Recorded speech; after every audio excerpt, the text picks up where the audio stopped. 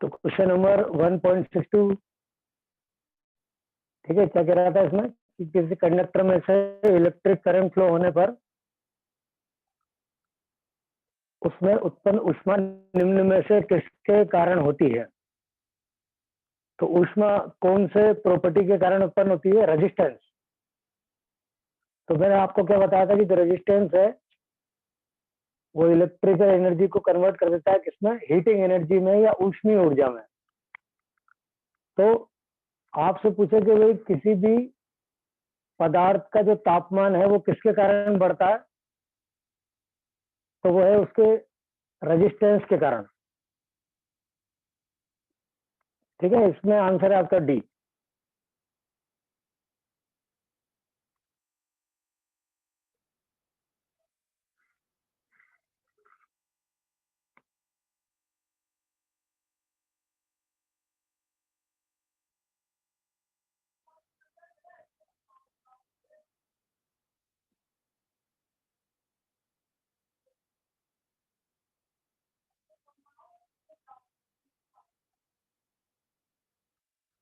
अभी अगला क्वेश्चन देखो आप, क्वेश्चन नंबर 1.91।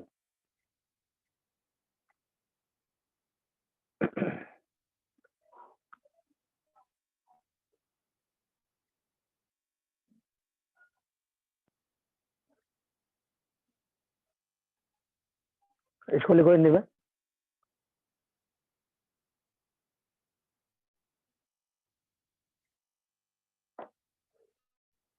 देखो, लोड डिस्कनेक्ट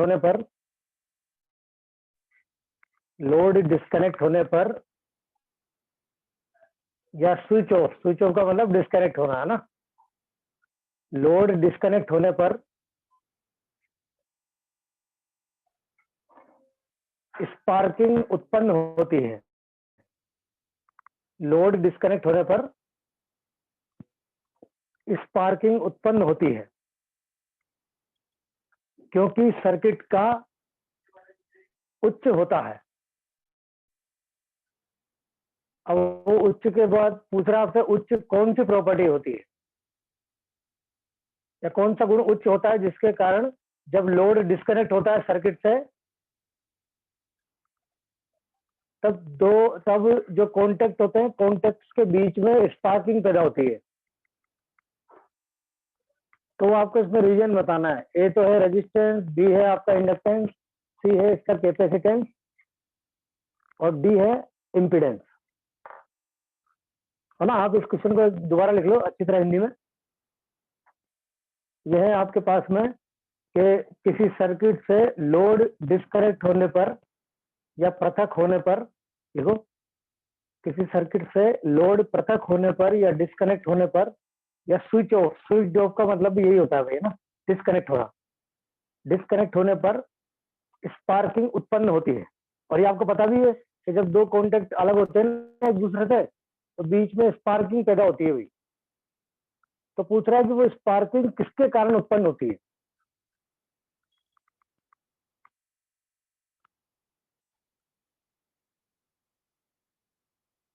तो सर्किट का क्या अधिक होता है या उच्च होता है जिसके कारण स्पार्किंग होती है? ए दे रखा है रेजिस्टेंस, बी दे रखा है इंडक्टेंस, सी दे रखा है कैपेसिटेंस और डी दे रखा है इम्पीडेंस, प्रतिबाधा। तो बताओ आप सब क्या लिख के आते हैं?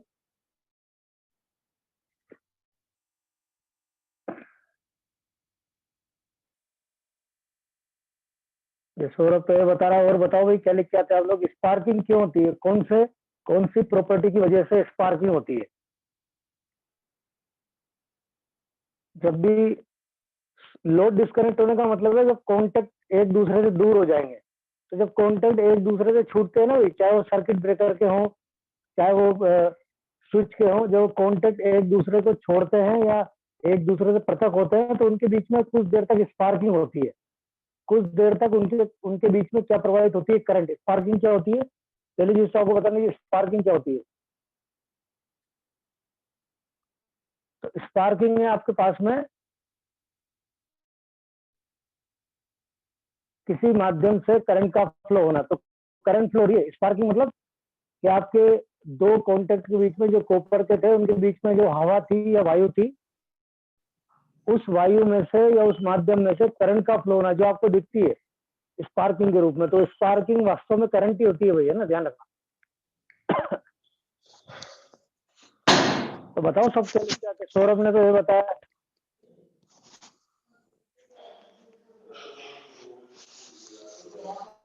सौरभ ये बता रहा है और ये बता रहा है आपके पास में 5 बता रहा है सी। तो आप क्या क्या लिख के आते। स्पार्किंग क्यों होती है, एक बार थोड़ा सोचो। स्पार्किंग मैंने आपको बता दिया भाई क्या है। स्पार्किंग करंट है। जब करंट हमें दिखाई दे, बहुत सारी जगह होती है स्पार्किंग, आपने देखी भी होगी। तो स्पार्किंग करंट होती है किसी माध्यम के द्वारा जब करंट फ्लो होती है, जब हम आंखों से करंट फ्लो होती दिखाई देती है वो स्पार्किंग होती है। तो हवा में से करंट का फ्लो होना, पानी में से करंट का फ्लो होना, वो भी स्पार्किंग है।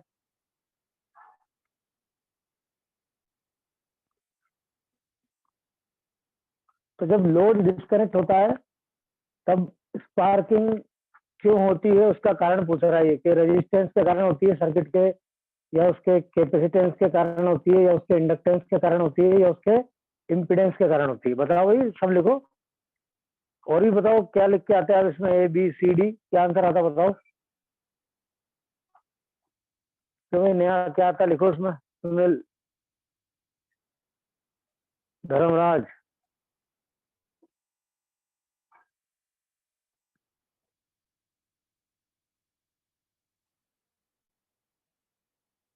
धर्मराज कितना लेके आता है तो इसमें।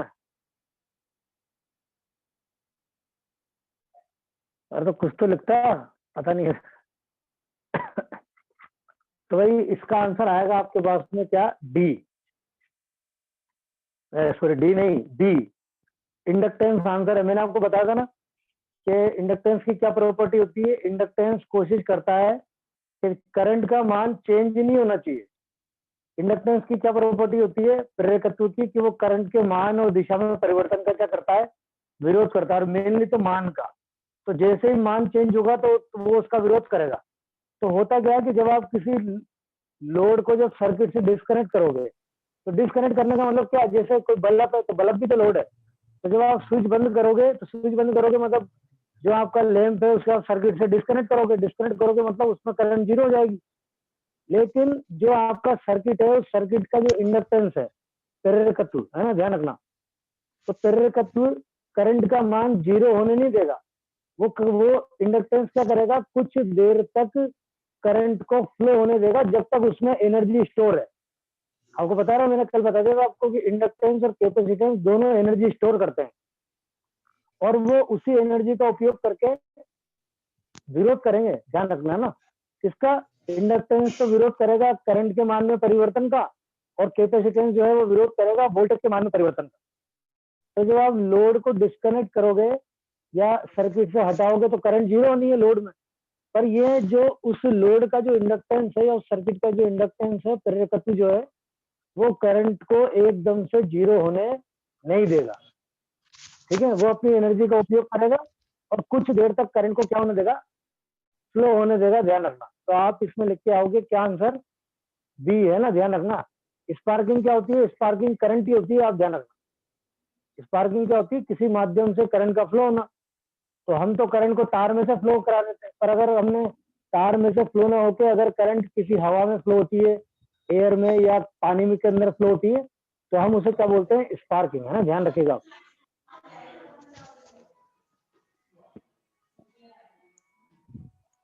तो सुनील तेरा माइक बंद करो ये ना।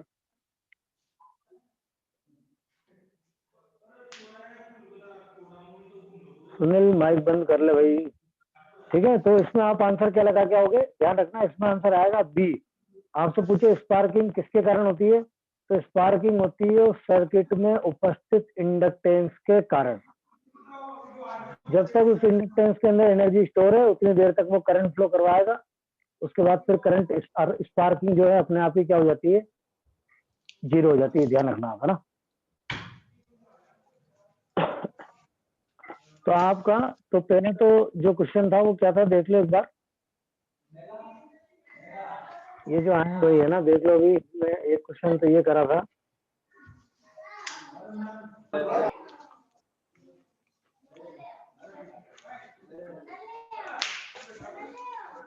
लेट आए आप लोग।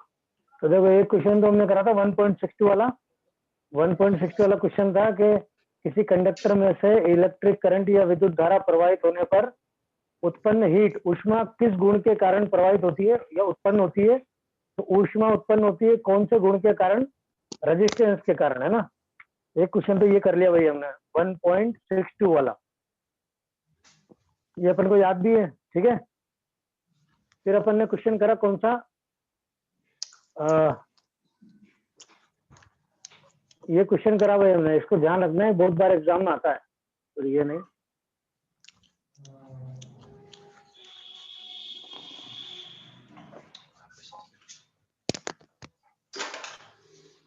ये भाई तुम लोग नोट कर लो, एक क्वेश्चन ये था।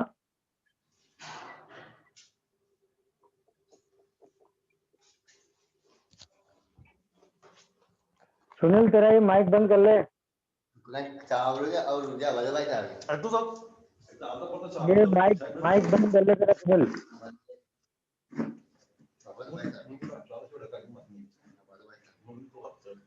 ये क्वेश्चन ये था भैया ना, स्पार्किंग, जब भी हम कांटेक्ट डिस्कनेक्ट होंगे, जब भी कांटेक्ट एक दूसरे से दूर रखते हैं, ठीक है ना, ध्यान रखना। कांटेक्ट दूर रखने का मतलब जब हम, या फिर इसने ऐसे पूछ लिया कि जब लोड को हम सर्किट से हटाएंगे तो कांटेक्ट स्पार्किंग होती है। स्पार्किंग कौन से गुण के कारण होती है? तो आप लोग ध्यान रखिएगा, स्पार्किंग होती है करंट, पहली चीज तो इसको ध्यान रखना। स्पार्किंग करंट होती है जब करंट हवा के माध्यम से, इसको आप नोट भी कर लो, कहीं पे पेज में लिख लो स्पार्किंग के बारे में। जब करंट एयर के माध्यम से, या मतलब हवा के माध्यम से, या पानी के माध्यम से, वाटर के माध्यम से, या किसी और माध्यम से प्रवाहित होती है, फ्लो होती है, तो उसे हम क्या बोलते हैं? स्पार्किंग। तो स्पार्किंग क्या होती है? एयर के थ्रू या वाटर के थ्रू या पानी के थ्रू, या पानी के द्वारा करंट का फ्लो होना क्या कहलाती है? स्पार्किंग। तो जब आप लोड को डिस्कनेक्ट करोगे, लोड मतलब ये आपका बल्ब, लैंप, ये सब आपके इलेक्ट्रिकल लोड होते हैं, इलेक्ट्रिक फैन, जब आप इसे सर्किट से डिस्कनेक्ट करोगे तो उसका मतलब है कि भाई उस सर्किट में करंट का मान 0 हो जाना चाहिए। पर 0 क्यों नहीं होता? उस सर्किट के इंडक्टेंस के कारण। इंडक्टेंस क्या करता है? करंट के मान में परिवर्तन का विरोध करता है। तो जब आप सर्किट को स्विच ऑफ करोगे या सर्किट ब्रेकर को डिस्कनेक्ट करोगे तो उस समय करंट का मान 0 हो जाना चाहिए। पर 0 क्यों नहीं होता? उस सर्किट में उपस्थित इंडक्टेंस के कारण। ध्यान रखना आप, है ना।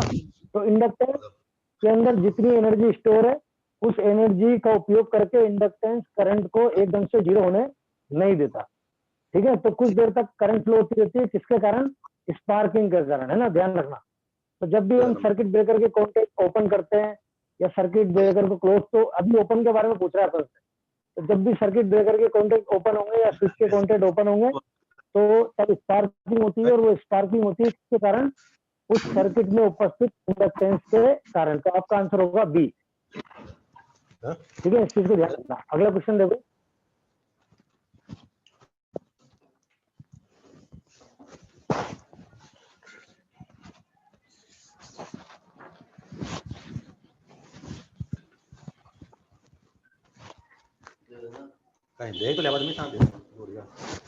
अच्छा, ये दोनों क्वेश्चन देखो भैया ना,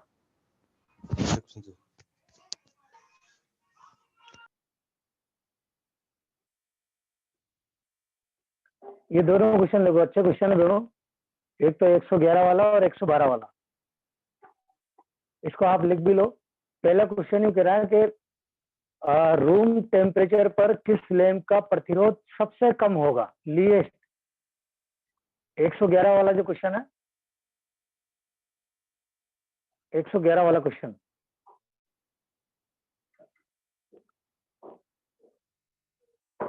एक 111 वाला क्वेश्चन ये कह रहा है कि किस लैंप का रेजिस्टेंस रूम टेम्परेचर पर या कमरे के तापमान पर सबसे कम होगा। तो रेटिंग दे रखी है, तो मैंने आपको प्रतिरोध निकालना सिखाया था ना भाई, उस फॉर्मूले से आप इसे सोल्व कर लो।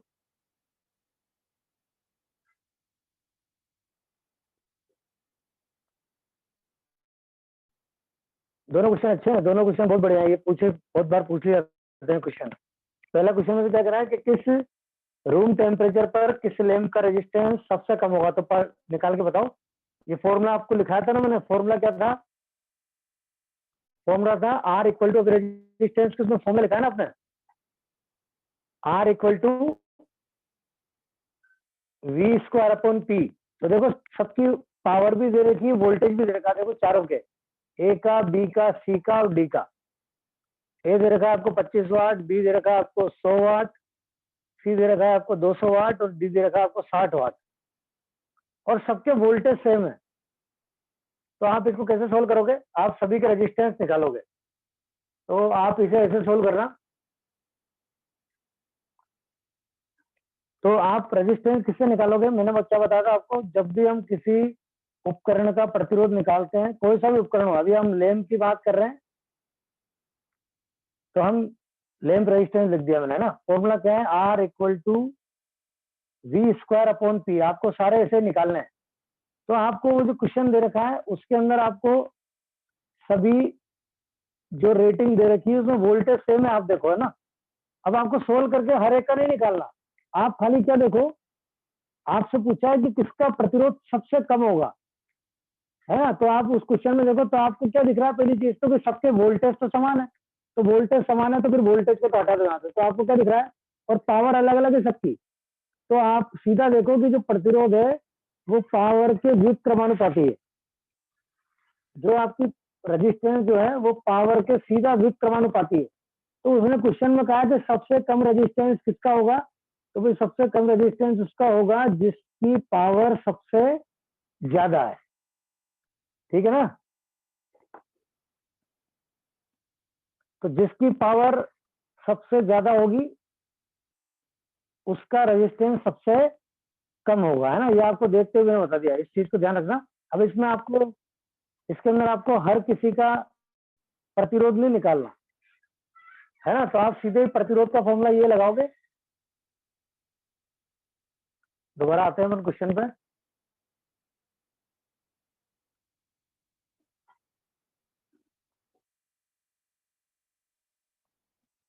ठीक है ना भाई, तो इसमें आंसर क्या होगा आपका? इसमें आप आंसर लगा के आओगे कितना?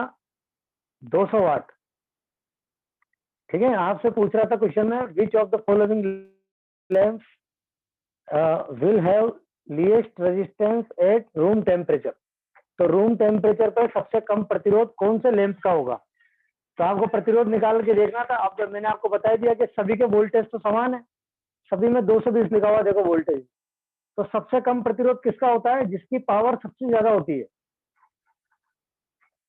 जब आप निकाल के देखोगे ना, तो फिर आपके पास में सबसे ज्यादा, सबसे कम जो प्रतिरोध होगा वो किसका होगा? 200 वाट वाले लैंप का। तो आप लगा के आओगे आंसर सी, है ना, ध्यान रखिएगा। तो ये वाला फॉर्मूला लगाना जो मैंने अभी आपको लिखा है, R बराबर V स्क्वायर अपॉन P वाला, तो इसका सी होगा।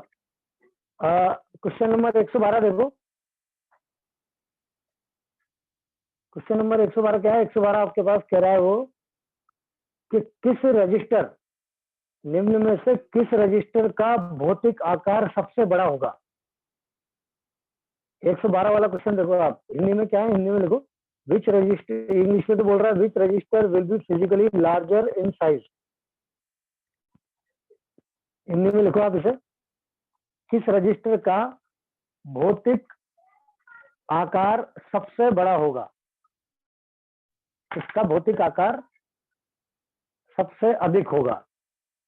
नीचे उसमें आपको 4 रेटिंग दे रखी है, ए बी सी और डी। तो इनमें आपको इनके एक तो प्रतिरोध दे रखे हैं और पीछे इनकी वाटेज दे रखी है। तो आप एक चीज ध्यान रखना, जो रेजिस्टेंस जितने अधिक वाट का होगा उसकी साइज भी उतनी ही बड़ी होगी, है ना। इस चीज को ध्यान रखना भाई। जैसे आपके पास में कोई भी उपकरण होता है तो वो उपकरण की वाटेज जितनी ज्यादा होती है, वाटेज का मतलब वो उतनी पावर कंज्यूम करेगा, उतनी पावर का वो उपयोग करेगा। तो उतनी पावर का उपयोग करेगा तो फिर उसकी साइज, उसकी जो विमाएं है, लंबाई चौड़ाई, वो सब बढ़ जाएगी। इस चीज का ध्यान रखना। जो जितने ज्यादा वाट की आपके पास मशीन होगी या कोई सा भी उपकरण होगा जितने ज्यादा वाट का, तो उस मशीन का जो फिजिकली जो उसका आकार है वो भी ज्यादा होगा। तो आप इसमें प्रतिरोध को मत देखना।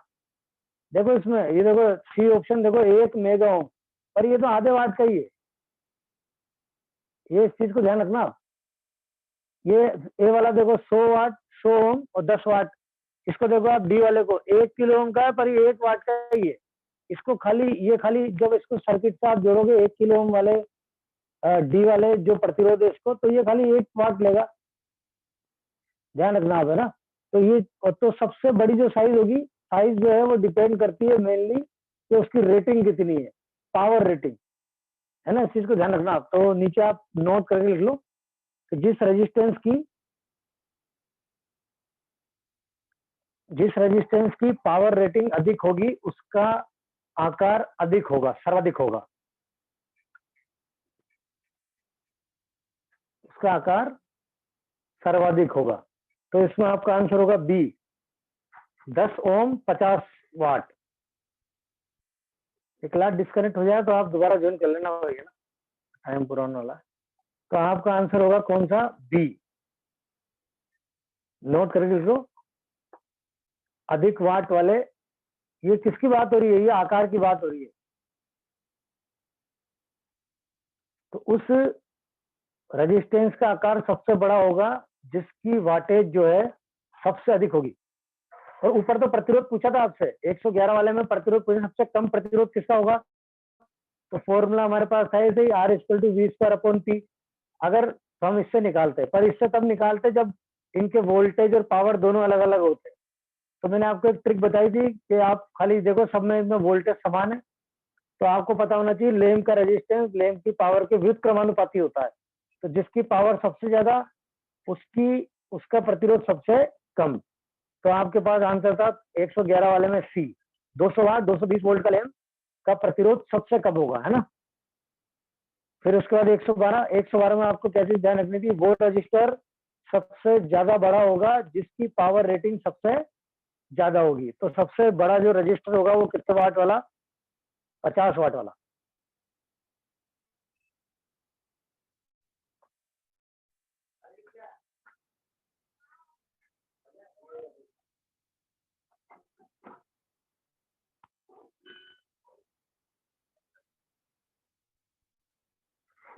चलो अगला क्वेश्चन देखो।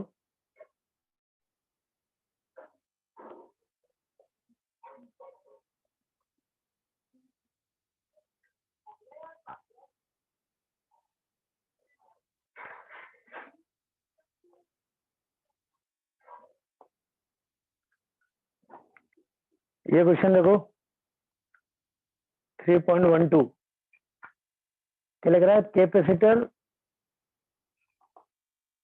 Store 0.24 coulombs at 10 volt. मतलब एक कैपेसिटर 10 वोल्ट पर 0.24 कूलम संचित करता है, कूलम संचित करता है, तब उसकी कैपेसिटेंस कितनी होगी। निकालो सब। मैंने कैपेसिटेंस का कल नॉर्मल फॉर्मूला लिखा था ना आपको, उस नॉर्मल फॉर्मूले से इसका मान निकालो।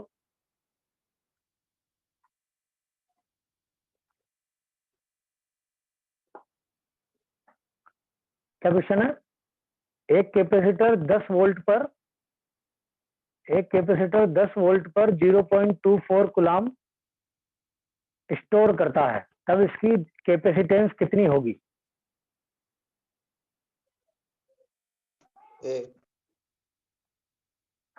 तो नॉर्मल का फॉर्मूला था आपके पास में, वो क्या कह रहा है आपसे, कूलम समझ जाओ, कूलम में उसने लिखा नहीं कि आवेश है, तो आपको कूलम में आवेश दे रखा होगा, तो क्यू की वैल्यू दे रखी 0.24 कूलम और वोल्टेज दे रखा है आपको 10 वोल्ट।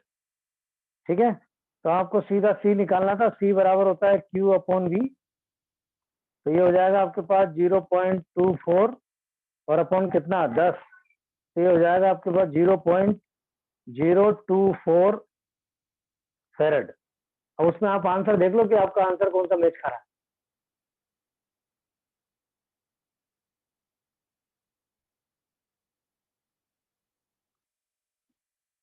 तो इसमें आंसर कौन सा मैच खा रहा है आपका, ए, है ना। तो ए आपका आंसर होगा।